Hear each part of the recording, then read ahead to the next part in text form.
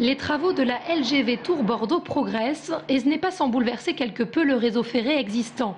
La ligne Tours-Loche est ainsi interrompue pendant 6 semaines, le temps pour Vinci Construction de construire le pont qui permettra à la ligne grande vitesse d'enjamber la ligne TGV au niveau de la commune de Vénier.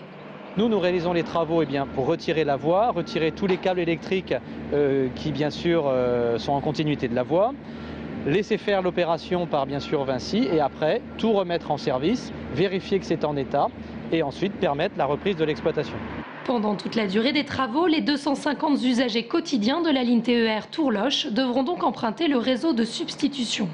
Les 3 allers-retours trains sont assurés par des cars, donc calés à peu près sur les mêmes horaires et pour répondre aux besoins de clients acheminés tous les jours.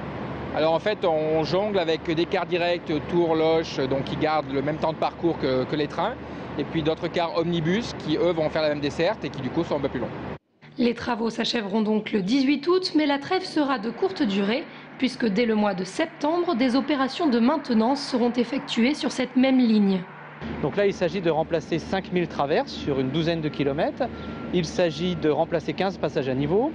Il s'agit de relever la voie, c'est-à-dire en fait de mettre du ballast neuf à la place du ballast ancien sous la voie.